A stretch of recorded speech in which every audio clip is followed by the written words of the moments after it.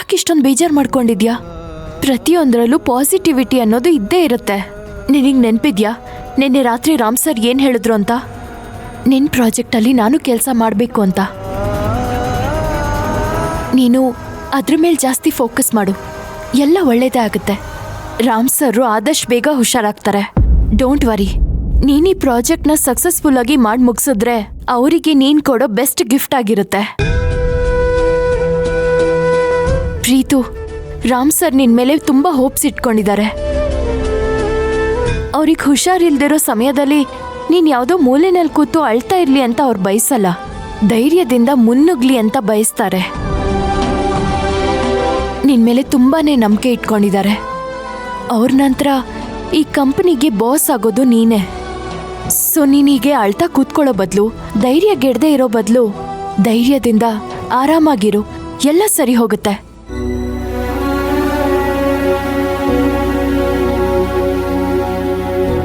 Thanks Kaveri, ನನ್ನ ಜೊತೆ ನಿಂತು ಇಷ್ಟು ಧೈರ್ಯ ಹೇಳಿದ್ದಕ್ಕೆ. ನನಗೆಷ್ಟೋ ಧೈರ್ಯ ಬಂದಂಗಾಯ್ತು.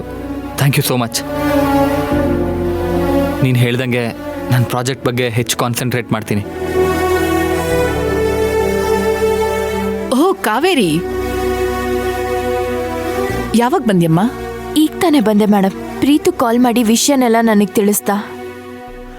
ಒಳ್ಳೇದಾಯ್ತು ನೀ ಬಂದಿತ್ತು. ಪ್ರೀತಿಗೂ ಒಬ್ರು ಯಾರಾದ್ರೂ ಜೊತೆಲಿರೋ ಥರ ಆಗತ್ತೆ. ಡಾಕ್ಟ್ರು ಏನು ಹೇಳಿದ್ರು ಮೇಡಮ್? ಇವಾಗ ರಾಮ್ ಸರ್ ಕಂಡೀಷನ್ ಹೇಗಿದೆಯಂತೆ? ಇನ್ನೂ ಗೊತ್ತಿಲ್ಲ ಕಾವೇರಿ. ಡಾಕ್ಟರ್ ವೇಟ್ ಮಾಡಕ್ ಹೇಳಿದ್ದಾರೆ. ಎಲ್ಲ ಟೆಸ್ಟ್ಗಳು ಮುಗೀತು, ನೋಡ್ಬೇಕು ಏನ್ ಹೇಳ್ತಾರೆ ಅಂತ.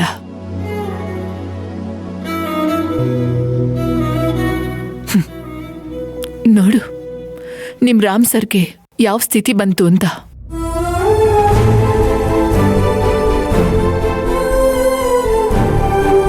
ಮೇಡಮ್, ಸಮಾಧಾನ ಮಾಡ್ಕೊಳ್ಳಿ. ಈಗ ಮನೆಯಲ್ಲಿ ನೀವೇ ದೊಡ್ಡವರು. ನೀವೇ ಹೀಗೆ ಧೈರ್ಯ ಕೆಟ್ರೆ ಬೇರೆಯವ್ರ ಗತಿ ಏನು? ರಾಮ್ ಸರ್ಗೆ ಏನೂ ಆಗಲ್ಲ, ನೀವೇನು ಟೆನ್ಷನ್ ತಗೋಬೇಡಿ.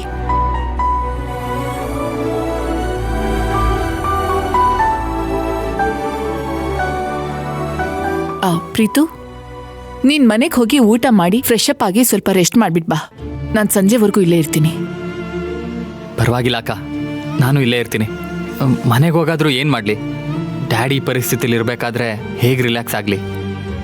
ಡಾಕ್ಟರ್ ಬರಬೇಕು, ಟೆಸ್ಟ್ ರಿಪೋರ್ಟ್ಸ್ ಎಲ್ಲ ನೋಡಬೇಕು, ಆಮೇಲೇನೆ ಟ್ರೀಟ್ಮೆಂಟ್ ಸ್ಟಾರ್ಟ್ ಮಾಡಬೇಕಲ್ವಾ? ಅಲ್ಲಿವರೆಗೂ ನೀನಿದ್ದು ಏನು ಮಾಡ್ತೀಯಾ? ಹೋಗಿವಾಗ ನಾನು ನೋಡ್ಕೋತೀನಿ.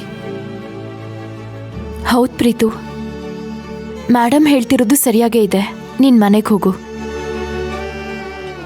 ಕಾವೇರಿ, ನೀನು ಪ್ರೀತು ಜೊತೆಗೆ ಹೋಗು, ಅವನೊಬ್ನೇ ಇರ್ತಾನೆ. ಪ್ರೀತು, ಹೊರಡಣ್ವಾ? ಓಕೆ ಅಕ್ಕ, ಏನೇ ಇದ್ರೂ ಕಾಲ್ ಮಾಡು.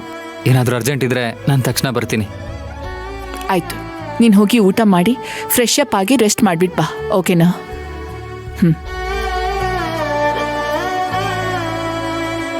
ಹೋಗಿ ಬರ್ತೀನಿ. ದುಡ್ಡು ತಂದಿದ್ಯಾನಮ್ಮ? ದುಡ್ಡು ತಂದಿದ್ರೆ ಹೋಗಿ ಕೌಂಟ್ರಲ್ಲಿ ಕಟ್ಟಿ, ಆಮೇಲೆ ಟ್ರೀಟ್ಮೆಂಟ್ ಸ್ಟಾರ್ಟ್ ಮಾಡೋದು. ಇಲ್ಲ ಡಾಕ್ಟ್ರೆ, ದುಡ್ಡು ತಂದಿಲ್ಲ. ನೀವು ಟ್ರೀಟ್ಮೆಂಟ್ ಶುರು ಮಾಡಿ, ನಾನು ಹೇಗಾದ್ರೂ ಮಾಡಿ ದುಡ್ಡು ಹೊಂದಿಸ್ತೀನಿ. ಹೋಗಮ್ಮ ಸುಮ್ಮನೆ. 3 ದಿನದಿಂದ ಇದನ್ನೇ ಹೇಳ್ತಿದ್ದೀರಾ, ಆದರೆ ದುಡ್ಡು ಮಾತ್ರ ತರ್ತಿಲ್ಲ. ಸುಮ್ಮನೆ ನಮ್ಮ ಟೈಮ್ ವೇಸ್ಟ್ ಮಾಡೋಕ್ಕೆ ಎಲ್ಲಿಂದ ಬರ್ತೀರಮ್ಮ ನೀವು? ಇದು ಒಂದಿನ ನನ್ಗೆ ಅವಕಾಶ ಕೊಡಿ ಡಾಕ್ಟ್ರೆ. ಹೇಗಾದ್ರೂ ಮಾಡಿ ದುಡ್ಡು ಹೊಂದಿಸ್ತರ್ತೀನಿ. ನನ್ನ ಗಂಡನ ಉಳಿಸ್ಕೊಡಿ ಡಾಕ್ಟ್ರೆ. ನೋಡಮ್ಮ, ನಿಮ್ಮ ಗಂಡನ ನೀವು ಬೇರೆ ಹಾಸ್ಪಿಟ್ಲ್ ಕರ್ಕೊಂಡೋಗಿ, ಅವ್ರನ್ನ ಇಲ್ಲಿ ಇಟ್ಕೊಳ್ಳೋದಕ್ಕಾಗೋದಿಲ್ಲ. ಪ್ಲೀಸ್ ಡಾಕ್ಟ್ರೆ, ಹಾಗೆ ಹೇಳ್ಬೇಡಿ ಡಾಕ್ಟ್ರೆ, ಕಾಲ್ ಹಿಡ್ಕೋತೀನಿ. ಹೋಗ್ರಿ ಆ ಕಡೆ. ನಾವೇನಿಲ್ಲಿ ಧರ್ಮದ ಆಸ್ಪತ್ರೆ ನಡೆಸ್ತಿಲ್ಲ. ನಮ್ಮ ಮ್ಯಾನೇಜ್ಮೆಂಟ್ಗೆ ನಾನು ಏನಂತ ಉತ್ತರ ಕೊಡ್ಲಿ? ಹೋಗ್ರಿ, ನಮ್ಮ ತಲೆ ತಿನ್ಬೇಡಿ.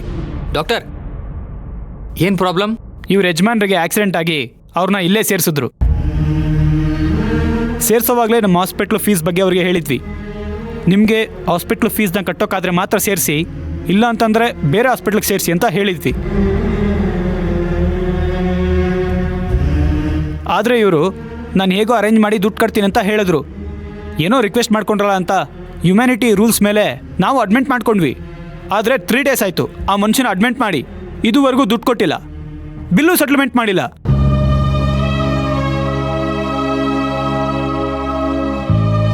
ಆ ಮನುಷ್ಯನ ಡಿಸ್ಚಾರ್ಜ್ ಮಾಡಿ ಅಂತ ಮ್ಯಾನೇಜ್ಮೆಂಟ್ ಅವರು ಪ್ರೆಷರ್ ಆಗ್ತಿದ್ದಾರೆ.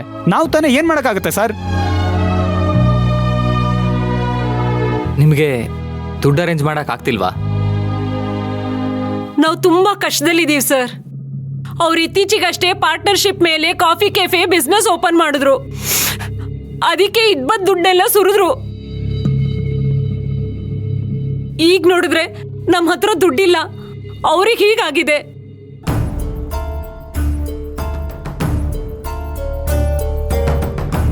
ಅಲ್ಲ, ಆ ಪಾರ್ಟ್ನರ್ ಹತ್ರ ದುಡ್ಡು ಕೇಳಬೇಕಿತ್ತು. ಹಾಗೆ ಅನ್ಕೊಂಡು ಹೋಗಿದ್ದೆ ಸರ್. ಆದ್ರೆ ಅವ್ರ ಕೈ ಎತ್ಬಿಟ್ರು. ಕೆಫೆ ಲಾಸ್ ಅಲ್ಲಿ ಇದೆ, ದುಡ್ಡಿಲ್ಲ ಅಂತ ಹೇಳ್ಬಿಟ್ರು.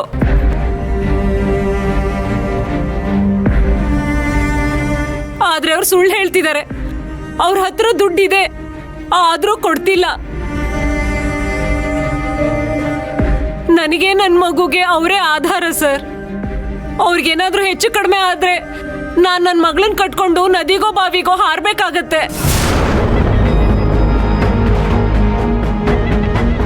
ಅಯ್ಯಯ್ಯೋ, ಹಾಗೆಲ್ಲ ಮಾತಾಡ್ಬಿಡಿ ಅಮ್ಮ.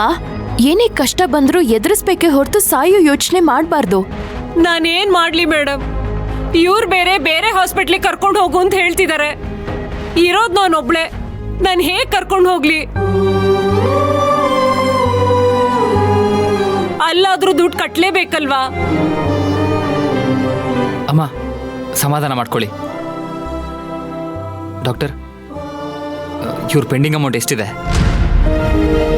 ಅದನ್ನ ಕೌಂಟ್ರಲ್ಲಿ ವಿಚಾರಿಸ್ಬೇಕು ಸರ್. ಓಕೆ, ಕೇಳ್ಬಿಟ್ಟು ಹೇಳಿ. ನಾನೆಲ್ಲ ಅರೇಂಜ್ ಮಾಡ್ತೀನಿ. ನೀವು ಟ್ರೀಟ್ಮೆಂಟ್ ಕಂಟಿನ್ಯೂ ಮಾಡಿ. ಸರ್, ನೀವು ಇವ್ರಿಗೆ ಬಿಲ್ ಪೇ ಮಾಡ್ತೀರಾ?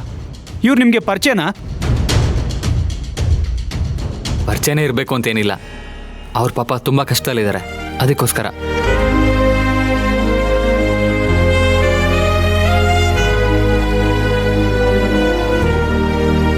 ಇವ್ರ ಬ್ಯಾಲೆನ್ಸ್ ಎಷ್ಟಿದೆಯೋ ಅಷ್ಟು ಕ್ಲಿಯರ್ ಮಾಡ್ತೀನಿ. ನೀವು ಟ್ರೀಟ್ಮೆಂಟ್ ಶುರು ಮಾಡಿ. ದೆನ್ ಓಕೆ, ನಮಗೆ ದುಡ್ಡು ಬಂದ್ರಾಯ್ತು. ಯಾರು ಕಟ್ಟಿದ್ರೆ ನಮಗೇನು? ಮೇಡಮ್, ನಿಮ್ಮ ಯಜಮಾನರಿಗೆ ಈಗಲೇ ಟ್ರೀಟ್ಮೆಂಟ್ ಸ್ಟಾರ್ಟ್ ಮಾಡ್ತೀವಿ. ನಿಮ್ಮಿಂದ ತುಂಬಾ ಉಪಕಾರ ಆಯ್ತು ಸರ್. ನಿಮ್ಮ ಸಹಾಯನ ನನ್ನ ಜೀವ ಇರೋ ತನಕ ನಾನು ಮರೆಯಲ್ಲ. ಅಯ್ಯೋ ಅಮ್ಮ, ಪ್ಲೀಸ್ ಈ ಥರ ಎಲ್ಲ ಕೈ ಮುಗಿಬೇಡಿ. ನಾನೇನು ದೇವ್ರಲ್ಲ. ನನ್ನ ಪಾಲಿಗೆ ನೀವೇ ದೇವ್ರು ಸರ್. ಗುರುತು ಪರಿಚಯ ಇಲ್ದಿದ್ರು ನೀವು ನಮಗ್ ಸಹಾಯ ಮಾಡಿದಿರಿ. ದೇವ್ರು ನಿಮ್ಮನ್ನ ಚೆನ್ನಾಗಿಟ್ಟಿರ್ಲಿ.